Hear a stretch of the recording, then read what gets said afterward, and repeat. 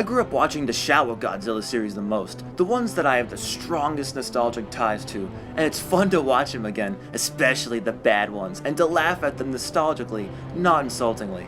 And all the history behind the scenes and what went into making the films I find fascinating. Plus, there is a plethora of stories that tie into my real life, like my tradition of watching Ghidorah, the three-headed monster, every Christmas, as it was the first movie I ever owned, and the flashbacks of me watching Godzilla vs. Megalon and King Kong vs. Godzilla at my babysitter's house, they're so vivid. I feel like I'm still there. On the other hand, the Heisei series, the second congregation of Godzilla movies from 84 to 95, I dismissed as a kid because I loved how more agile and fast-moving the Showa Godzilla was, and how I didn't like the slow-moving Godzilla with this series. But watching these films again and doing some research, I regret ever dismissing them and have come to really respect them, and some of them I proclaim to be in my top favorites, yeah! The third and final series, the Millennium series, I didn't even know existed until very late 2000s in college. With the exception of Godzilla 2000, I saw that in theaters. I phased out from Godzilla at that point, and years later randomly discovered there were more! Yeah, so I had a binge fest of never-before-seen Godzilla movies. Going in with low expectations, most of them didn't really stick with me, except for Godzilla, Mothra, and King Ghidorah, and Giant Monsters All Out Attack!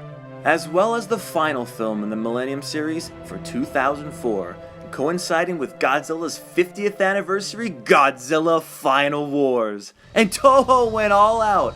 The word budget was not in the producer's vocabulary, no. Instead, it was replaced with BOOM! Everything about this movie is beyond comprehension. It's sheer lunacy, but done with a determined affection. The whole 2 hours is just an adrenaline rush. Just when you think you have time to breathe, there's more boom and more kung fu fighting! Yeah, kung fu fighting! Usually when you watch a kaiju movie, it's monsters fighting, people talking. That doesn't apply here. Everyone's fighting! There's a school of mutants like the X-Men, and they move around like the Matrix. It's impressive. Look at that. A guy is charging or floating at a bike, and the bike wins. You gotta love it. And they fight giant monsters with only laser guns. I bet you can't do that. And they fight kung fu fighting aliens with an alluring wardrobe. They have those funky hairdos and mesmerizing eyebrows. Oh. Every time this lead alien bad guy shows up on the screen, I can't look away. He's so animated and expressive. He'll throw a pissy fit 1 second, and then is calm and collected the next. You just gotta love it, look at him! Conversely, there's a captain of a military ship that bears no emotion at all. In fact, he can barely spit out his lines with this constipated looking manner. Listen, kid. There are two things you don't know about the Earth. One is me, and the other is Godzilla. And let's not forget, while there's mutants and aliens fighting, simultaneously monsters are kung fu fighting. Ooh, now we're getting serious.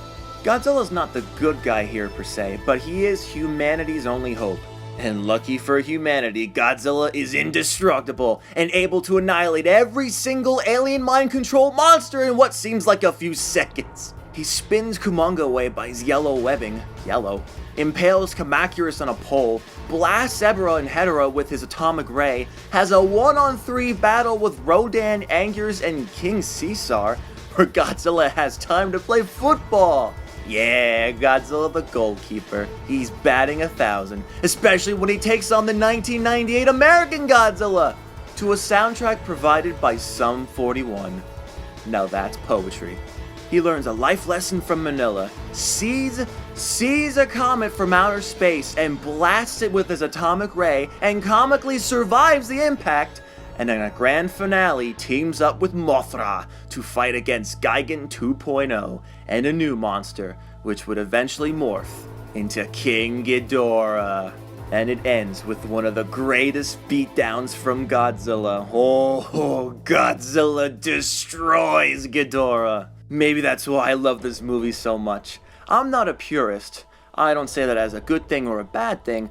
The reason why I like Godzilla, I just find the monster fight so entertaining as heck.